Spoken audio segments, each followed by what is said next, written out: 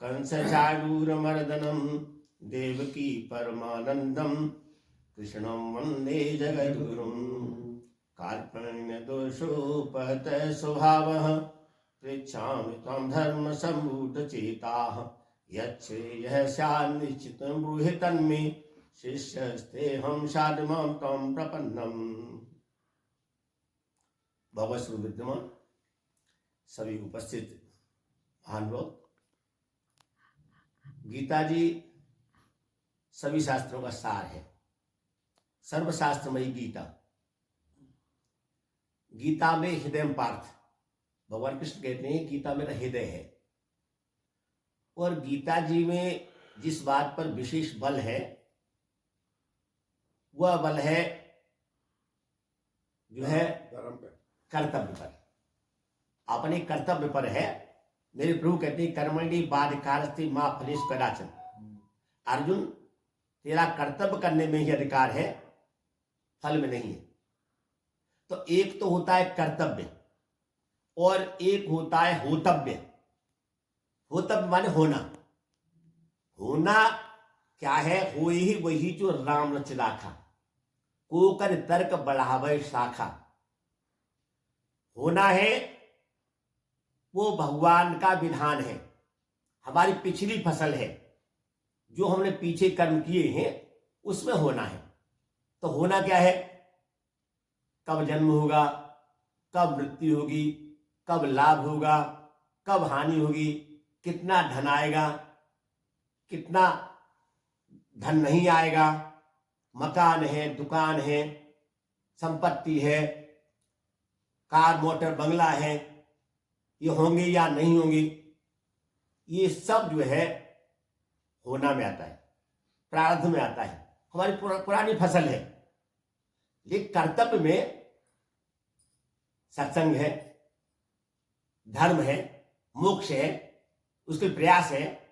तो इसलिए मनुष्य जीवन को दुर्लभ बताया है कि इसमें भगवान की प्राप्ति कर सकता है। और भगवान की जो प्राप्ति है वो नया कर्म है, मनुष्य जीवन का उद्देश्य है।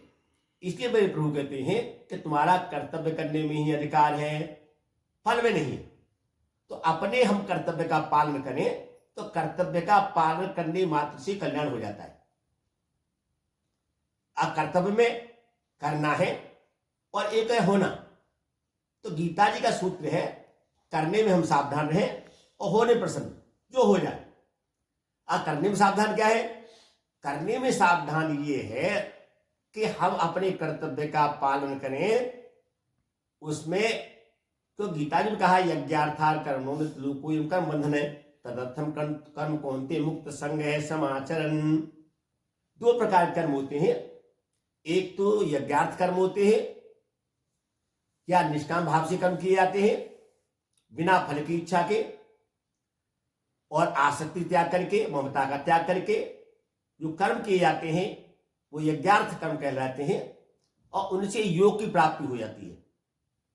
तो योग कहे, ज्ञान योग में उसे बोध कहे, भक्ति में प्रेम कहे, एक ही बात है।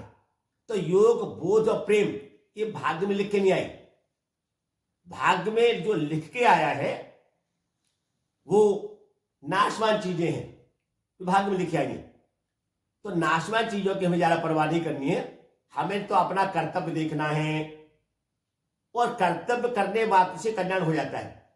इसलिए भगवान श्री कृष्ण जब से अर्जुन कहते हैं कि मैं तो युद्ध छोड़ करके भीख मांग लूंगा, तो मेरे प्रभु कहते हैं कि अर्जुन स्वधर्मे निधनम से अपर धर्म भयावह। तू क्षत्रिय है और अपने धर्म में मर जाना भी श्रेयस करे, कल्याण करेगा, और भीख मांगना ये पर धर्म है, दूसरे का धर्म है।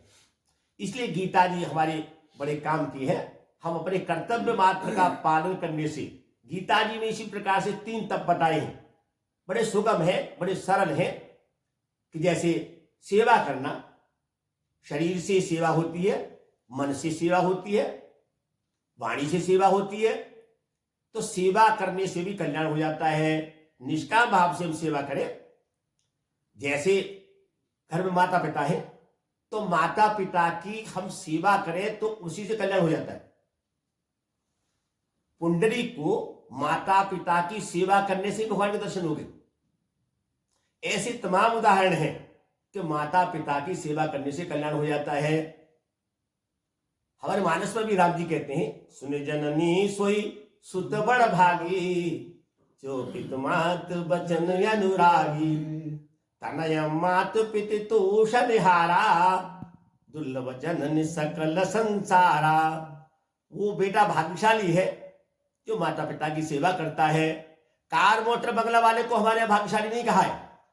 भाग्यशाली वो है जो सेवा करता है, जो शरीर से सेवा करते हैं गुरुजनों की। गुरुजन में माता पिता, दादा दादी, मामा मामी, नाना नानी, जितने वृद्धजन हैं सब गुरुजन में आते हैं। तो गुरुजनों की जो सेवा करता है वो शारीरिक तप है। तो इसी तरह से एक हमारे यहाँ उदाहरण आता है उपनिषदों में, मूक चांडाल का। मूक जो चांडाल था वो अपने माता पिता की सेवा करता था, और माता पिता की सेवा करने से जो है उसे भगवान के दर्शन हो गए। और एक नरोत्तम नाम का ब्राह्मण था, वो तपस्या करने चला गया, माता पिता की सेवा नहीं करता था, तपस्या करने के लिए चला गया। और तपस्या करने से शक्ति सामर्थ्य आई, और शक्ति सामर्थ्य आने से अब नहाने के बाद जो उसके जो कपड़े थे वो आकाश में सूख जाते थे। एक दिन एक बगुला ने जो है मल त्याग किया और उसके ऊपर गिरा, सिर के ऊपर। नरोत्तम ने क्रोध से देखा, नरोत्तम जो ब्राह्मण था, बगुला जल गया। अब तो और अहंकार हो गया। अहंकार जब हो गया, सबसे हानिकारक चीज है जो अहंकार। इसलिए मेरे प्रभु ने कहा, निर्ममो निरहंकार से शांति मन गच्छति। ममता रहित हो जाएगा, अहंकार रहित हो जाएगा, तब शांति मिलेगी। अहंकार